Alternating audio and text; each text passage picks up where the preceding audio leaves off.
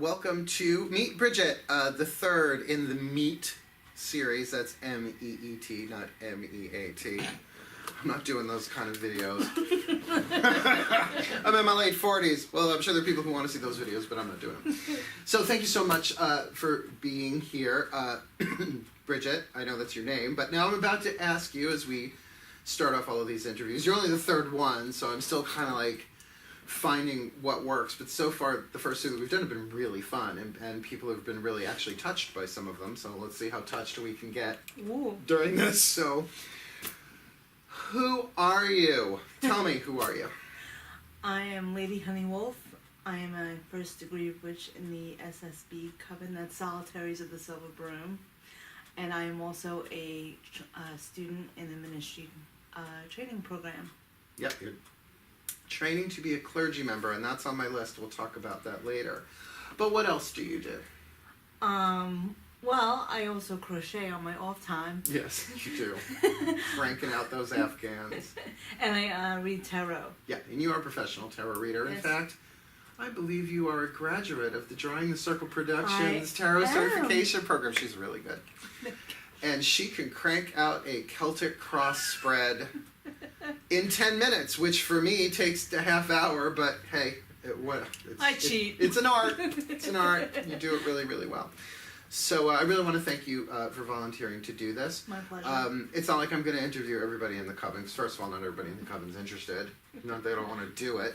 As well as I'm going to interview some people outside of the coven, but that are part of the community. So I kind of feel like I'm starting this nice solid foundation of people that I know really well, because I see you a lot. Like, I see Gaetana a lot, and I see Kathy a lot. So we have time to kind of like talk about this beforehand instead of just somebody walking in cold. So that would be question number one done. Question number two. I love this question. Of all the spiritual paths and religious traditions, all of the offerings on the spirituality buffet, why in the world did you choose witchcraft? Well, I think in a nutshell, it would have to be because it is the least patriarchal oriented religion, spiritual path. My mother grew up Catholic, and being that I have father issues, who doesn't? Oh, I don't. I decided that this feels best to me. I decided that once I discovered that this path is very much about self-empowerment. And how many organized religions can we say that about? Not many. Well, we don't know all of them, and we don't know what goes on in all of them, but we know what we've come across. Exactly. Yeah. Exactly. So this made the most sense to me. Now, you say witchcraft, and I just want to put in there that I'm not so much focused on the spells aspect of it. I'm more focused to the spirituality and communicating with deity. Because that's more of my focal point. So more of the religious than the art or the science. Exactly. Cool. Exactly. Maybe there's a little touch of the mystic in you. Oh, maybe, who knows? Oh, God. Maybe as I get older towards the crone years. So you're in mother phase, you would say? Yeah. Yeah. To Patty, yeah. Yeah, well, Patty is her dog named. What Patty is short for? Patfoot. Because we are Harry Potter heads around here for the most part. So yeah, I mean, certainly the Silver Broom is a church of eclectic witchcraft, and we tend to attract that. But as eclectic witches, we certainly don't have any strict rules or guidelines about which aspects of the craft that you choose to work with. Which is very refreshing. Yeah. Yeah. Harm none well, what is it? All who harm none are welcome. Exactly. That's our bottom line. Just do your best to harm none. Try. Even eat a carrot. Even though we're from New York. Okay. So why witchcraft? Number two done. Okay. Now, I have known you for years and years and years and years now. So these next questions, I know why, mostly, the answers to these. But I really want you to come from like your soul on this stuff. And there are three in a row, so I think I'm going to bounce around a little bit. Let's start with something a little bit easier. Who in your life has been the biggest influence in terms of your spirituality and your spiritual path? I would have to say my mother. Mm-hmm.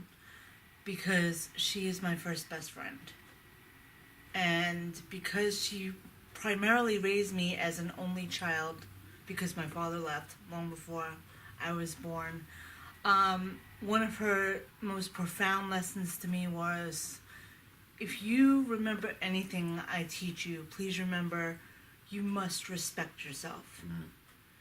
Don't do what I do. Get yourself a career, and do not, for heaven's sakes, do not depend on a man. Mm. Because if you don't respect yourself, and I'm not gonna go RuPaul. How the hell are you gonna respect anybody else? Can I get a so mote it be? Whatever. That's when you tend to fall into traps. Mm-hmm. And that's what I see a lot of around me is particularly women, because I know we'll probably get to this later, but society tends to focus on women's appearances, and not just women, but focused on the women. You can always do better, you can always look better. So if you don't have that foundation of self-respect, you're going to fall into so many pitfalls. Mm-hmm. And I see it all the time. So I see it in my tarot readings. Mm-hmm. On Enchanted Evenings, it's, self-esteem, self-respect, so it ripples out. Yeah. So I have to thank her for that. And plus, she told me my love of music, and music more than anything gets me through so much stress, so much. And I will always remember her for watching South Pacific and the song Honey Bun. Because that was that and Helen Reddy's You and Me Against the World. I was so sure you were going to say, I Am Woman, Hear Me Roar. That would have been the natural segue, but that's a good song too. You and Me Against the World. Yeah, but I love my mom. Cool. Well, then it would make sense that your connection to the goddess, particularly, because you had a strong female presence in your life, I think that leads to a bit more of at ease with the idea of female deity. And when I met this path, I'm like, oh, click. Yeah, used to this, or uncomfortable with this. Very, very, very cool. So then, what in the world made you decide you wanted to become a minister and join the Silver Broom Ministries Clergy Training Program? Because I'm too poor to go to college for psychology.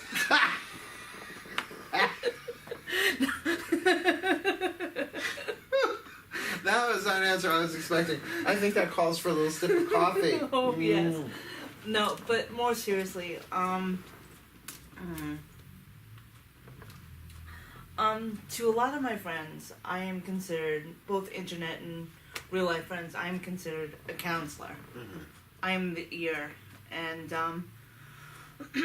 I don't mind listening to people's problems, but where I draw the line or the boundary line is when you start shooting down my suggestions and come to me with the same problem but different accessories, if you will. Mm-hmm. That's when I'm like, sorry, I can't help you. Move along. Yeah. But I really wanted to take this path and make something of myself. Mm-hmm. And I really think I could do the community a lot of good by being a spiritual counselor, using humor and tarot to listen, because mostly people just want to be heard. Mm-hmm. And just, if I can, as I learn, to offer that little nugget of wisdom, that lend that ear, and maybe throw some advice, who knows, maybe I'll turn into Sophia Petrillo from the Golden Girls, I don't know. Well, I was going to say that, you have a natural sensitivity to actually sit and not just listen to people, but hear beyond what they're saying. And you're doing it with very, very clear boundaries. And what sun sign are you by chance? Oh, I'm Cancer. Yeah, I knew that before she sat down. And that is a very Cancerian thing, to be sensitive and open and a warm, comforting space, but at the same time have those shells and claws, to say, okay, well, that's good. or that's enough, or Walk around me. here's the line, because it's very, very easy to, well, I just know as being a spiritual counselor myself, where you end up enabling people if you don't have a clear boundary line to say, hey, I've heard this story too many times, what are you actually doing? And, you know, as just to talk about me for a moment, like, I always recommend books. I'm more of a teacher than a counselor, but it all blends together for me. Well, I'll say to someone, here, go read this book, or go listen to this audiobook, and I'll even send them links, you know, so they don't have to spend any money. They can find it on YouTube or something somewhere. And if they haven't actually listened to it, I'm like, well, what would you expect? You know, it's like, not that my word is law, and I know you're not like that anyway. You've got a nice, solid, clear sense of who you are. So let's talk about that a little bit as a clergy student. Have you found that the people that have come to you since becoming a clergy student, which is an official title within our coven, that has changed, or that it's gotten more high voltage for you? So instead of just people talking to you, has it changed in some way as a result? You know, I would have to say, I'm wondering if I'm attracting that. Well, yeah. Because I've come into a situation where someone very close to me is going through a situation, and it has taught me, working with Hades this year, about really standing up for myself and setting boundaries where my personal safety is in question. And their addictions, if you will, are putting them in a vulnerable situation. So I get it. And, you know, as one of the people who set up the clergy training program, we will say that your lessons aren't just written. It's what comes to you in your life, steered by the gods, directed by the gods. So, in particular, you had to name one of them. Hades. A lot of people are afraid of Hades. Well, let's not even talk about the world in general. Let's just talk about witches, pagans. Like, Hades is a very misunderstood god. Oh, yes. Would you like to talk, like, you can say no to this. This is not on our list, but you said him, and I wrote his name and put a circle around it. I was like, ooh, because I have a relationship with him, obviously you have a relationship. Is there anything that you want to say about your experience with him that you think would be helpful for people to know? Does not have to be intensely personal either. No. Hades, to me, well, first of all, he's the lord of the Underworld, and for those people out there, that doesn't mean it's hell, okay? There is no Satan in the crap, just so we clear that up. He is not synonymous with Satan. He directs people that are newly passed and directs them to, you know, where they need to go. But for me, he has been a teacher and mentor in personal strength and personal endurance. And once in a while, Persephone will throw in a little nugget of wisdom to me. But Hades himself he's taught me how to pray, because I wasn't really raised formally in the Catholic religion. I just made my communion, and that was a nightmare, but we won't go into that. I know the story. We don't have to go there. You know, teaching me how to pray and finding my voice, which, as a Cancerian who, I was kind of passive-aggressive, but you've seen how I've evolved since I started. So, and I only started working with him this year. It's been a very strenuous year emotionally for me in finding my voice and building up that endurance, that personal endurance, that stamina, the strength card, if you will. It's a soul stamina, not just that you could, like, run a marathon, but what you can actually endure in life. Exactly. And as you know, some Cancerians, I know I do this, when a problem or situation pops up, they tend to make mountains out of molehills. I was raised by one. So he's been teaching me to stop, take a deep breath, take 5 steps back. and let's look at the situation calmly. Maybe you like bite-sized pieces, Bridget. Relax, it's okay, you got this. And now when I have a problem, I tend to go to my gods. I tend to go to my altar. And that's a lot more satisfying and refreshing than boo-hooing all over the place. You know, maybe I'll journal.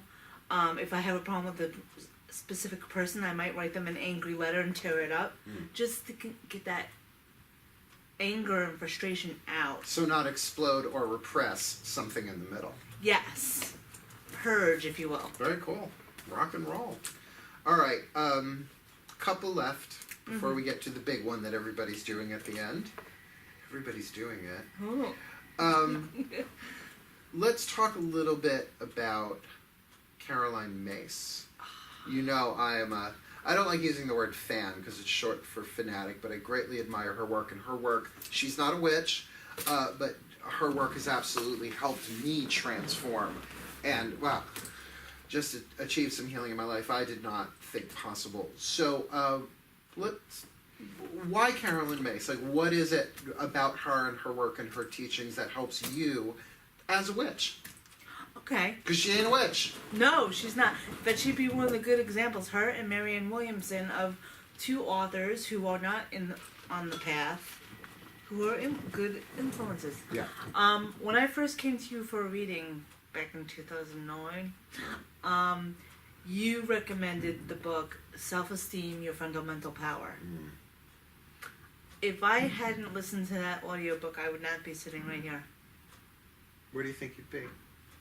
Probably in my room or my closet and crying. In your Cancerian hermit crab shell. With a banana. With a banana. I'll just sit here in the dark. Go ahead, have fun. I'll just eat my banana. Yeah.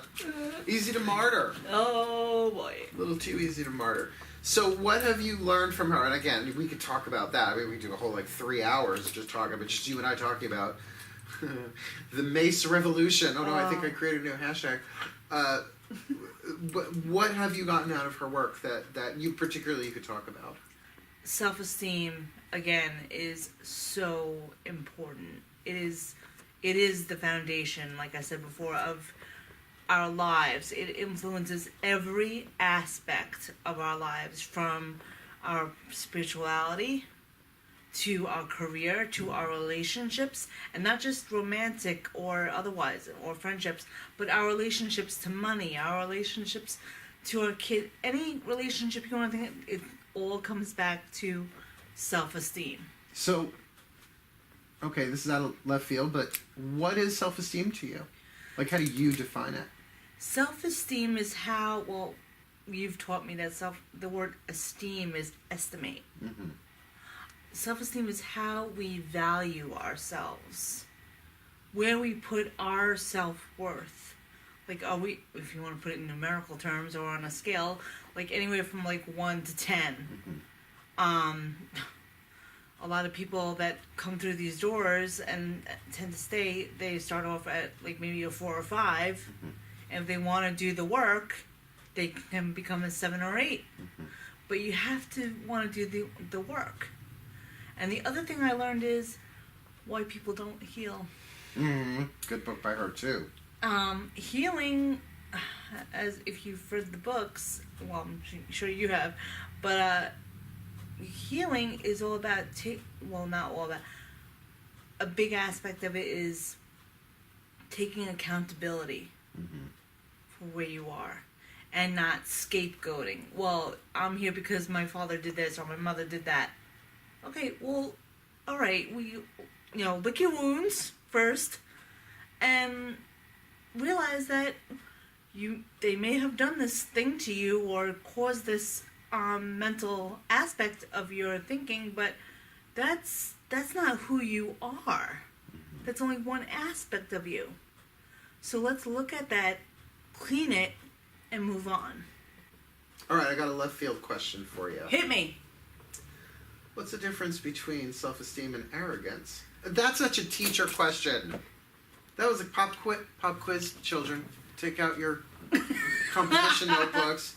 What is the difference to you in your experience? Because people can say, well, I have the highest self-esteem that has ever been. BS. Oh, that's your ego talking. Oh. So what is the difference between healthy self-esteem and arrogance? I think, well, first of all, let me say that I think the ego gets a bad rap.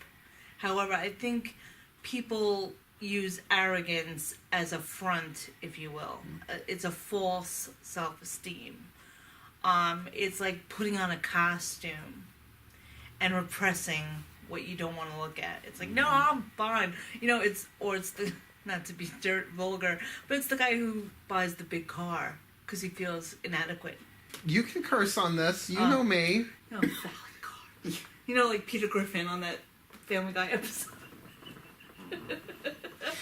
Every time I see somebody, let's move on. I've dated way too many men. I know that to actually be true from my experience. Okay, so I would like you now, because we talked about Ms. Mace, which she hates being called Caroline Mace. Talk about your work with self-esteem, though, because it's not, obviously self-esteem is not something that you can share in the world unless you're actually working on it yourself. Oh, and does that work ever stop? No, that's an ongoing progress. ongoing. Because I think one of the big reasons why that's an ongoing process. Thank you. I can't speak today. Okay. Is because life happens, and as life happens, you know, either you go with the flow and take one problem at a time, or you crawl into a closet and eat a banana. Or someone's banana. That's usually my thing. So, as a witch, how do you think the correlation between witchcraft and self-esteem? Is there a connection there? I think there is. I think that's where, I think the tarot is where that comes in. Because like I said before, whenever, a lot of my, law of attraction, I think I attract those people. I tend to attract also a lot of the transgender community. Mm-hmm. I think because I'm comfortable with them, and that's fine. There's very few people I don't read, except for teenage girls. Me too. No, I don't read anybody under the age of 18. Because they're still finding themselves. It's nothing, it's no discrimination. It's just because they're still finding themselves. And I just don't want to waste that whole time. But most of my clients, if you will, they come to me and it's usually a relationship issue. The funny thing about men, though, the difference between the men and the women, I get the men and they're like this. Go ahead, read me. Oh, you want to challenge me? Sure. Okay. Watch my self-esteem at work. So you know, it's an interesting mix, but the women, it's a very self-esteem issue. But I have read one male at Enchanted Evening, and he didn't like what I had to say, so I had to send him from my table. Happens. So, do you feel that the power of the witch is somehow intertwined with self-esteem? Yes, very much. It's very intermingled, because as the witch gets more self-confident, that you radiate that energy. And when you feel confident saying no to people. You feel confident in laying down boundaries. You know that in order to help people, you have to be fulfilled. Just like your cup has to be filled first. So if you can't help people if your cup is empty. You have to take care of yourself first. And as you taught me, selfish has a very negative connotation. Being selfish is not bad. Well, it's neutral.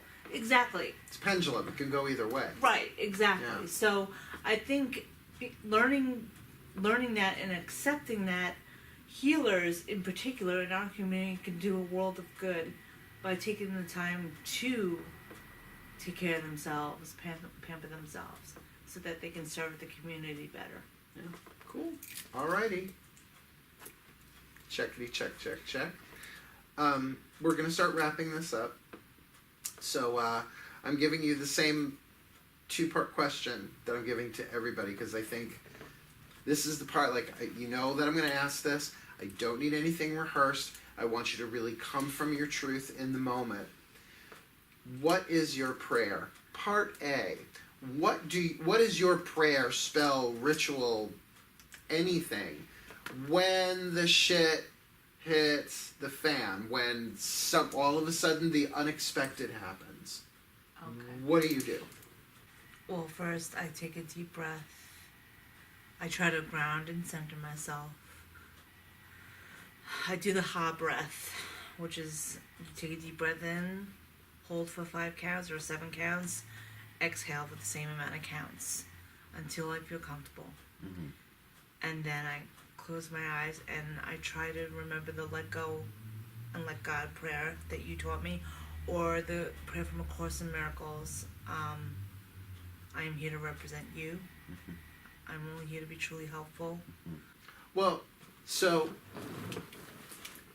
I know that you have a daily spiritual practice. Yeah. It's something that we encourage, not just in our coven, but to anybody we meet. Well, maybe not strangers on the street, although everybody can benefit. It's just like working out. It's like spiritual working out. It's a really lame metaphor, but it works. So, knowing that, I want you to now do part B of that question.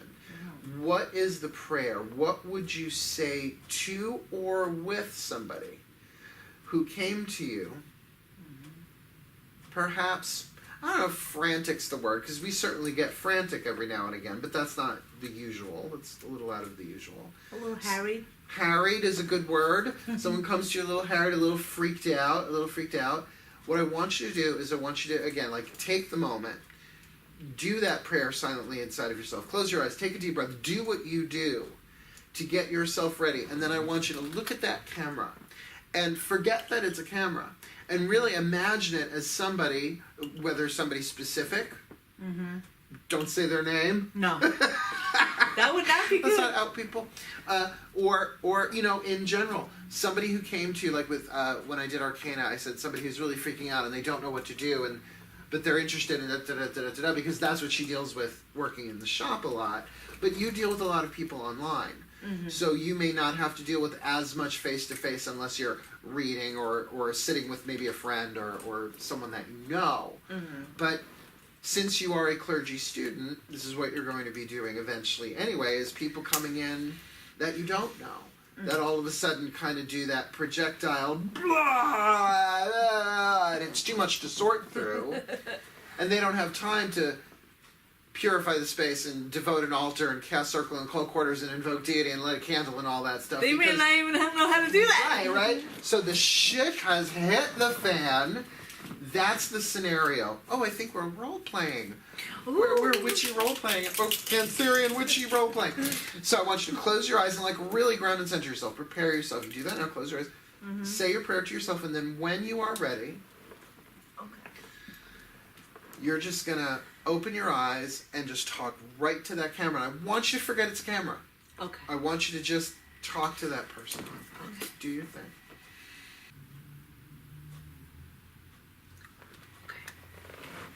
All right, sweetheart. This is what I want you to do. I want you to stop. Stop right where you are. Let's take a few deep breaths. Breathe, breathe, breathe, breathe. Okay? Let go of the problem for now. Just breathe, okay? All right. Now, when you feel you are ready, open your eyes. Okay, good. All right. Now, just know that whatever you are going through is like a storm. It's going to pass, okay? You're not going to help yourself if you get old. Let's just calm down, okay? Okay, good. Now, let's try to alchemize the situation, okay? Let's try to turn lead into gold, all right? Remember, whoever is causing you strife, or if it's your job or whatever, it's okay. Because it's only temporary. Alright? So let's just breathe that in. Good. Okay. Now, when you're ready, we can talk about this. And everything's going to be okay. So you kind of settle them down and bring them into the present moment. Because I find once they're more calm and collected, as they're calming themselves, they can find the words and better articulate what is going on. And maybe, rarely, but maybe they can take it, that time is a good time for them to be able to take a mental step back and think about it. And that's very much what you've learned from Hades so far this year. Yes. Step back. Yes. See it differently. Because when we're in the moment, it's so easy to get caught up in that tornado. So when you can take a step back and go, okay. And recently, I use the storm cloud analogy because it's a good way to pictorialize a problem as a storm cloud that stays only temporarily and then passes. So all things in this world pass. All that rises falls. yes. You know, and here we are with the Wheel of the Air. It ain't always Yule. It ain't always Letha. It would be nice if it was always Beltane. We're right here. Yeah, we're a little bit past the facade. We're inching closer to Maven. I don't know that I could survive year-long Beltane. Look, glad it's only once a year now. That would be exhausting. That would be exhausting. That's a little too much party for me and Priest of Dionysus. So anyway, thank you so much for coming in today and for doing this. My ultimate goal with this stuff is, like I said originally, it's like I could just edit somebody else and myself. But I think there are so many voices within our community, congregation, and coven that, particularly someone who's finding their voice, who is not just a brilliant tarot card reader, and you are. I sit across the room from you. I don't eavesdrop, but I can feel the energy of the wisdom and the truth that you're trying to impart. So you are finding your voice, and you are not just discovering self-esteem. Self-esteem is a verb. It's not something you discover. It's something that you do. But you are, and you're developing you're developing your boundaries. Wow. Fuck balls! I can't talk today either. Is it contagious? You're developing your boundaries, which are absolutely part of self-esteem, of what you will and will not do, of what is yours and what is not yours, and particularly as a clergy training student, and eventually you will be a third-degree high priestess and clergy person doing weddings and baby blessings, which is the fun part, but also having total strangers walk up to you and going, I can see you sitting there going, okay, let's take a few deep breaths. Oh, Christ compels you. Anyway, sorry, I got time. That's okay. Let it out. Because also I think what you and I have in common is because we do deal with a lot of, it ain't supernatural, it's completely natural, but some of the crazy insanity that life just throws at you when you're a witch. We're getting used to it to keep our sense of humor, and that the sense of humor has just been, I know for me, has just been the lifesaver. It's crucial. It's crucial. And I try to use that in the tarot readings. Because laughter is the best medicine. Works for me. And if you can help not to see the problem so seriously, it helps you take that step back. Absolutely. Well, I want to thank you so much again for doing Thank this you. today. And I want to thank you all so much for watching. Please like and subscribe to our YouTube or our Vimeo, because I'm posting it in both places, and eventually this will be on the website, so, I don't know, like our website, whatever it is. And come down to an Enchanted Evening, the third Thursdays of the month, and, because everybody wants readings by Mark, but she's really, really, I trained you. I can say you're really good. She's certified. I certified her. Maybe I'll be the Sophia Patrol of tarot readings. Yeah, out of your mouth comes the thing we have to get Picture you, the little shelled purse. That's enough Golden Girls for me at the moment. And I thank you all so much for watching. Hail, farewell, and blessed be.